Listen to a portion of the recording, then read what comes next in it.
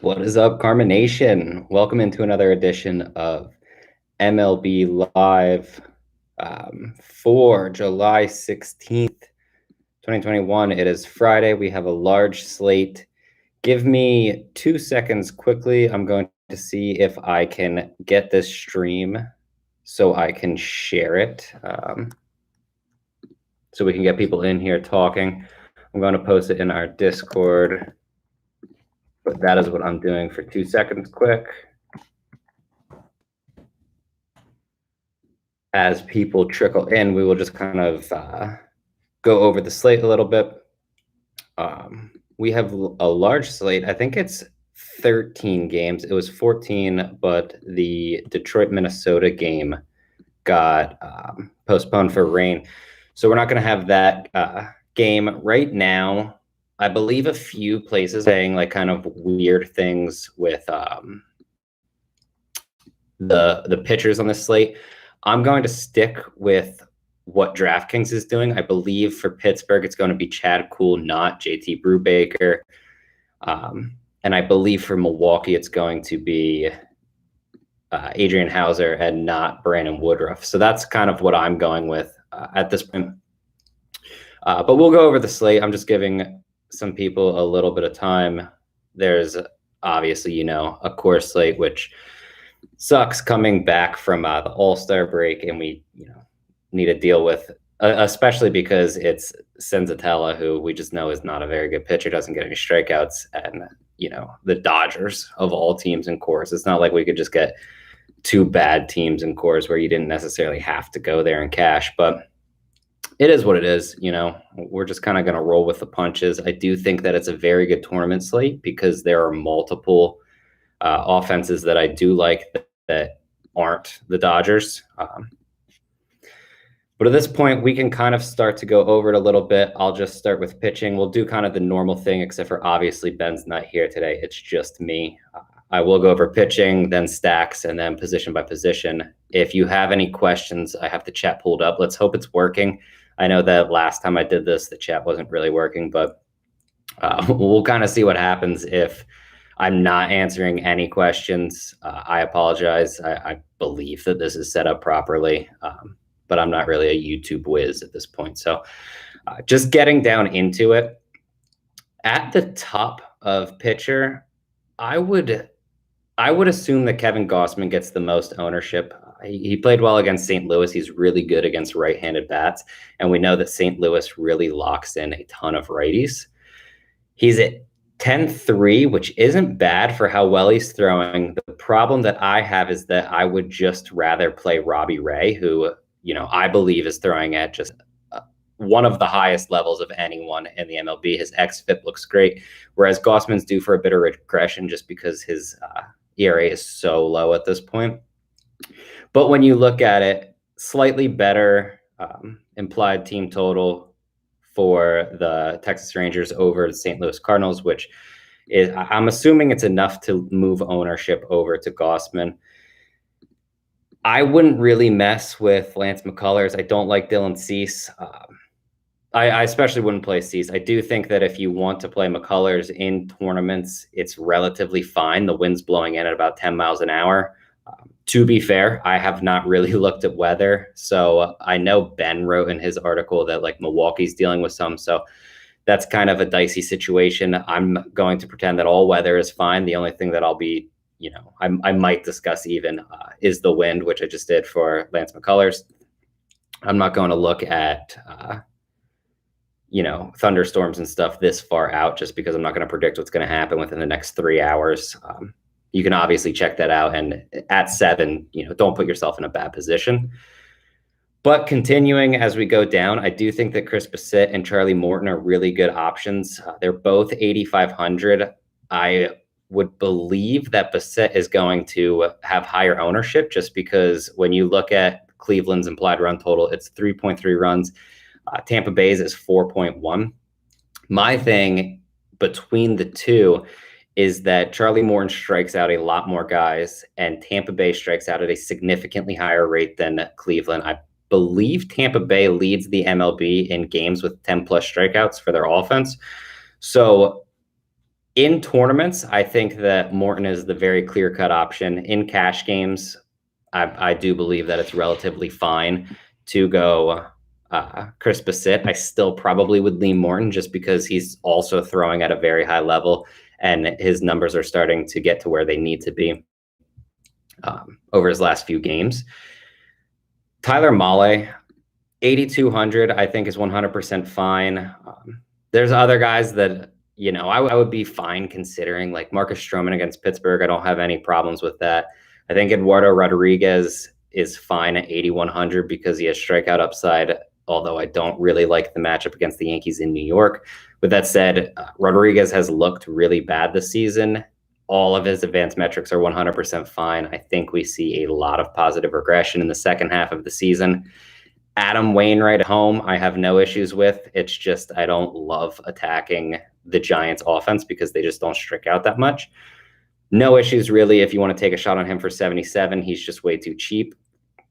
I believe some will probably play Kyle Hendricks just because, he has the name value. Arizona is not a very good offense and he's only 7,500. If you're going to do that, strictly tournaments and just drop to Andrew Haney, who's also due for positive regression. He's a much better play, much higher upside play. Also gets the matchup against Seattle, who we know has been heating it up before the All-Star break, but isn't an offense that you're going to really be scared of. And then when you drop down a bit farther, there are a few options that I feel are reasonable. I don't hate Michael Wacha at 6,700 against a watered-down Atlanta offense. Obviously, they don't have Ronald Acuna Jr. Their lineup does not look good. You're only really going to be avoiding Freddie Freeman and Albies. I don't love Michael Wacha as a pitcher, though, is the other side of the coin. It's just at 6,700, I think he's reasonable. I would probably drop down, and my favorite cheap option is Chris Paddack at 6,300. I hate the matchup against Washington. They have a very good top of the order that was on fire prior to the All-Star break. I don't necessarily know if it's been long enough to, quote unquote, cool them off, but it is a possibility.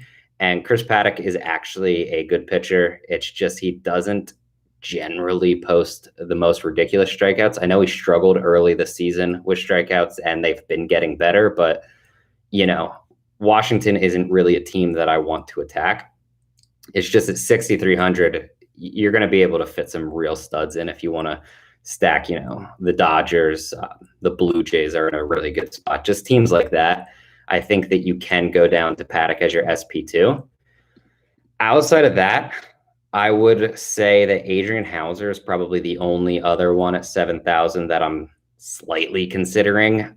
I don't necessarily mind Danny Duffy because he's throwing so well. The issue is all of his advanced metrics suggest that it's not sustainable. He's done it for half of a season, though. So, it's kind of, you kind of have to question whether you are going to trust what he's actually doing or whether you want to trust the advanced metrics. To me, I'm going to trust his xFIP. Just shows he's been getting lucky. I think that Baltimore is a high upside offense. I'm not necessarily sure I want to stack them against Duffy, even though I do expect him to implode a couple times in the second half of the season. With that said, 13 games tonight, like there's a lot of different ways to go. So yeah, I guess my top pitching options, if I had to say, for me, I think in tournaments, I would go Robbie Ray, Charlie Morton. I think those two stand above the rest. In cash games, I think the most likely pairing you're going to want to do is Kevin Gausman, Chris Bassett. And then just other guys that are reasonable, Adam Wainwright, Andrew Haney, Tyler Mahle, Chris Paddack, if you want to drop all the way down, Marcus Stroman. I mean, that's a lot of pitchers that you can choose from. And realistically, there's a few other guys like Eduardo Rodriguez that if you just really want to take the shot on, Adrian Hauser, Kyle Hendricks even, I'm not going to go there, but I do think you can. There's a lot of guys tonight just because of the size of the slate, and they're coming off of a relatively large or a relatively long break in the All-Star break that are throwing. So I do think that there's a lot of players in good spots. And honestly, on the flip side, which is kind of weird because when you have like the 6-game slates, when there's a lot of good pitching, there's not a lot of good stacks. But tonight, because there's so many games, we have really good pitching, even though it isn't like the elite of the elite, Corbin Burns, Jacob deGrom, guys like that. There are really good pitchers tonight, and we also have some really, really good stacks. In cash games, you're going to try to fit the Dodgers. The problem is they actually are priced up relatively high. I think like Gavin Lux and AJ Pollock are still way too cheap. So if you want to get exposure to the Dodgers, you just go to the back end of their lineup, play those guys, and you can play whoever you want at pitcher. Even the high end guys aren't priced high enough. Like you would expect Mookie Betts in this situation to be around 6K. He's 5,500 tonight. It's too low. Cody Bellinger is only 5,000. I believe Muncy is the most expensive of the group. He's almost 6,000. But realistically, just all of them are a bit too cheap. It's just they're not so cheap that you can just plug them in with anyone. I do think that they're the top stacking option. If you aren't going them, I believe that Toronto is just in a really good spot against Lyles. He's not a good pitcher. I think he actually ranks in the bottom 5 of the MLB of pitchers with qualified innings in xFIP. Kansas City, I think, is fine against Keegan Aiken. I actually don't necessarily hate him as a pitcher. I just think that Kansas City at home is a really dangerous offense. They get Aiken, they get Baltimore's bullpen. I think it's a really good spot. I have no problems with a team like San Diego, but they're not topping my list. Other teams that aren't sitting above 5 as their implied total, the Chicago Cubs are sitting at 5. I think they're really good against Bumgarner, and more importantly, they'll get Arizona's bullpen. I know everyone's rested, but it's just not a good pen. And I do think that the Cubs have upside throughout their lineup. Another stack that I'm really considering is the Oakland A's against Morgan. He has proven to be really bad. He's due for a ton of positive regression. Obviously, like his ERA is around 9. It's just not sustainable. With that said, I do think that Oakland's a very dangerous offense. My only major hesitation here is that Cleveland's bullpen is really good. And you're just kind of hoping that they get to Morgan enough that Cleveland isn't going to think that they have a chance to win this game, and they're just going to throw out, the lessers in their bullpen, which I think is realistic. I don't think that that's out of the question whatsoever. I just also wouldn't really bank on it. I think those are probably my favorite stacks in cash. If you can get to the Dodgers for sure, anyone from Toronto or Kansas City, 100% like, and then the Cubs and Oakland really stick out in terms of tournament options. I do think that there's other stacks that you can use. So if anyone has any questions about them, please just post them in here and I'll let you know what I think.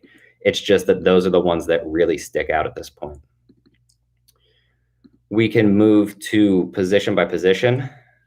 At catcher, I think you're probably just playing Salvador Perez if you can get to him. In cash games, I would assume you're going to punt this position. Reese McGuire is only 2,600. Really good option against Lyles. He's a really cheap way to get part of Toronto. Victor Caratini's 2,600. I prefer McGuire, but I do think that Caratini's fine. Pedro Severino against a lefty and hitting 7th in the lineup is 2,400.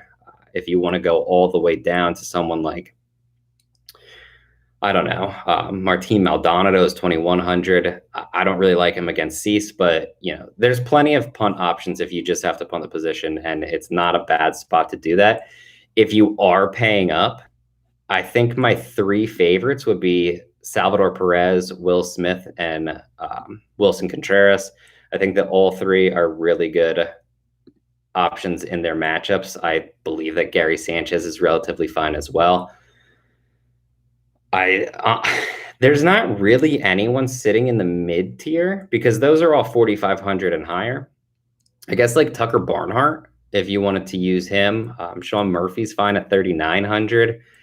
Even like Christian Vasquez at 3K. But for me, I feel like you're probably either going to pay up 4,500 or higher, or you're just basically going to punt this and spend up elsewhere. Moving to first base, if you can get Max Muncy, please do. I don't want to go too much over the Dodgers guys. Like basically, if you want to play any Dodgers, Will Smith included, I didn't say him a catcher, but if you want to play any Dodgers, 100% do. They're really the best options. Outside of that, Vlad Guerrero Jr. is 6,400. It's absolutely crazy. I would prefer to play Max Muncy. I would assume most will think that way, which makes Vlad Guerrero Jr. an extremely good tournament option. I actually think the same can be said with Shohei Ohtani, just because if you are going above Muncy, most people I would be willing to bet are going to go to Guerrero, and Ohtani's 100 cheaper than him. So you're going to get really, really low ownership. And I think that he's a really good tournament option on the slate. Other first baseman that I like, Carlos Santana is getting a bit expensive at 4,700. He's hitting second, though. I do think he's 100% fine. Jared Walsh, if you're spending up. If you need to drop down a little bit, I think Eric Hosmer is a top option. Ryan Mountcastle's only 3,600. Hosmer's 35. So I like them. Chris Gittins is the minimum price at 2,000, obviously hitting in the Yankees lineup. He's hitting seventh, so it's not a bad punt at all. It's just I don't necessarily know if I want to waste a first baseman on someone like Chris Gittins. I think I would probably rather play Bobby Dahlbeck, who, for whatever reason, against a left-handed pitcher, has dropped down to 2,200 for his price tag. Once again, ridiculously cheap. If you're punting this position, I do think that Dahlbeck is probably the best option. My issue is that I just don't really like punting first base, just solely because there's so much upside here. Like, why punt when you can play someone like Vlad Guerrero Jr. as long as you can make it fit?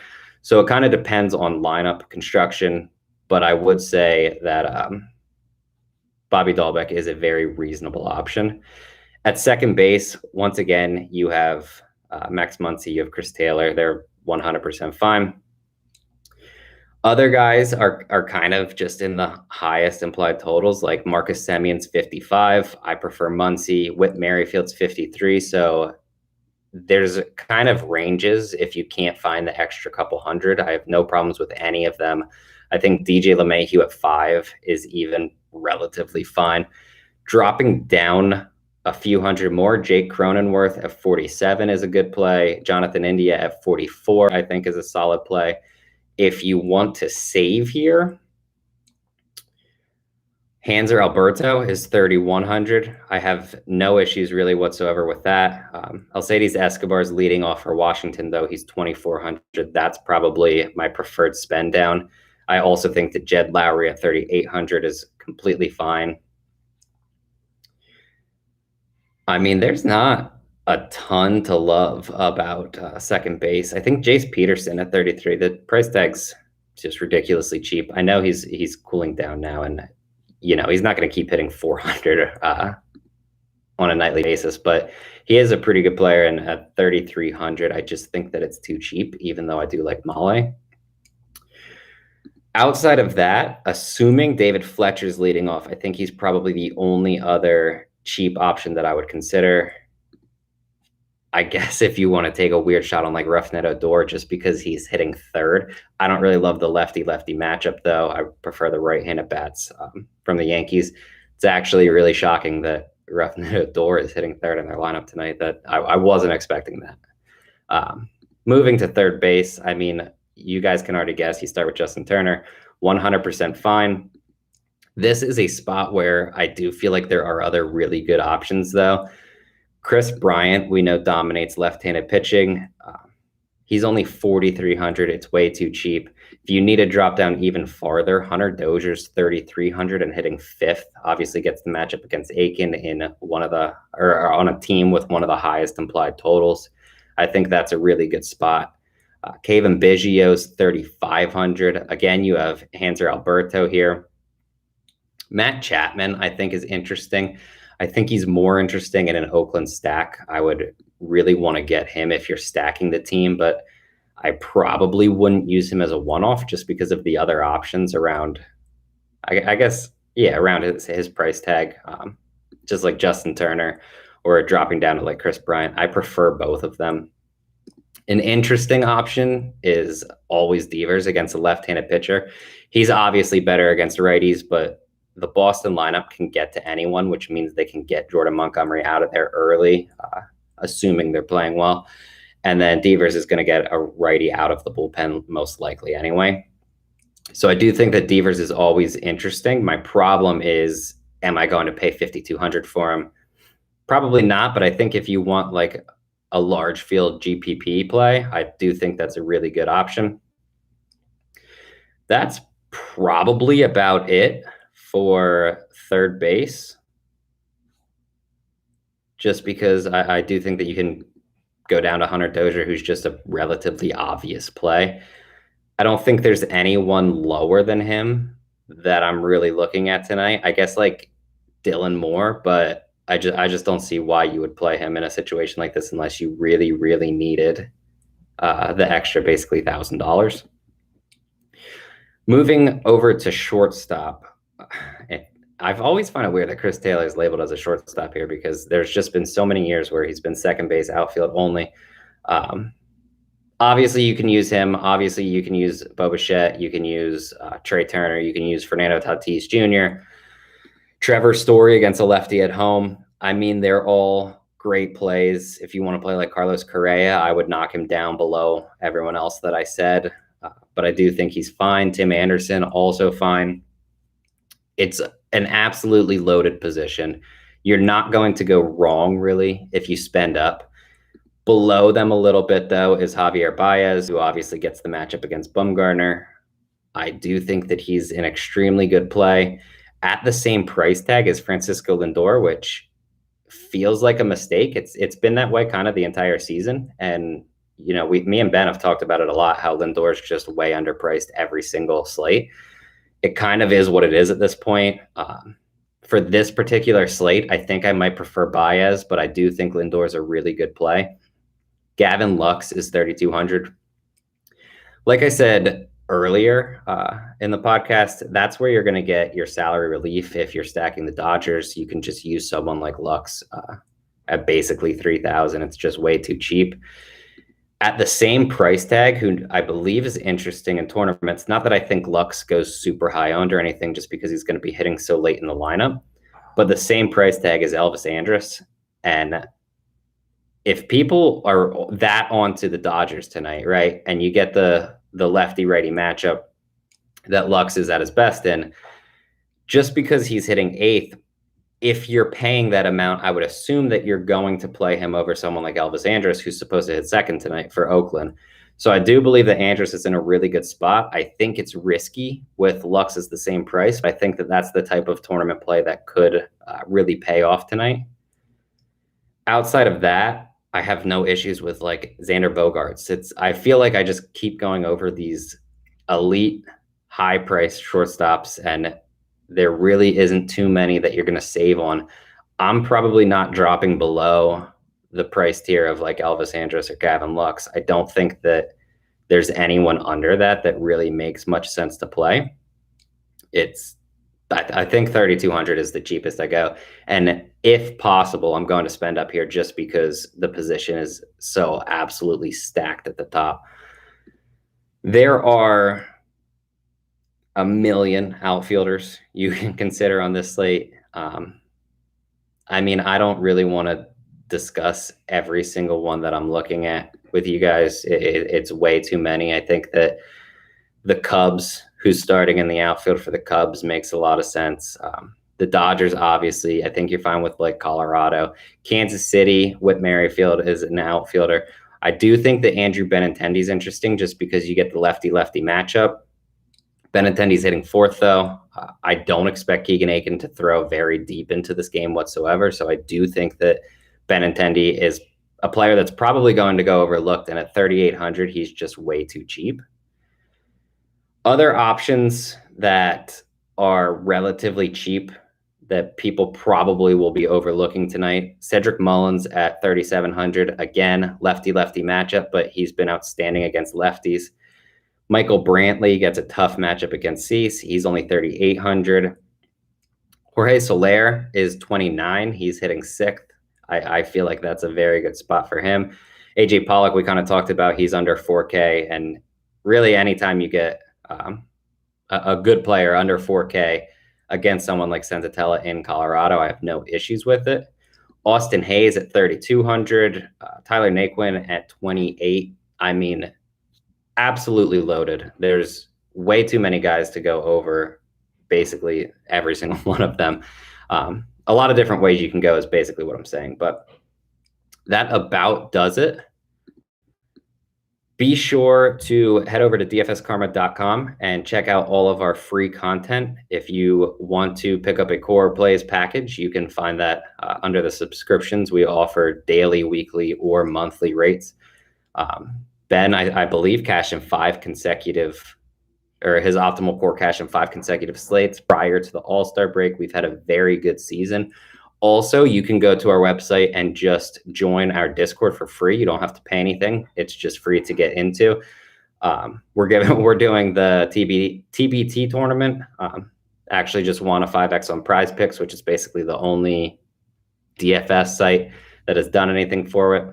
I actually haven't seen betting sites do anything for it either, but shout out to Prize Picks for doing that. I know that Ethan has been absolutely killing the esports Prize Picks as well. Now we have MLB back, so you can get into our Discord 100% for free and just kind of talk.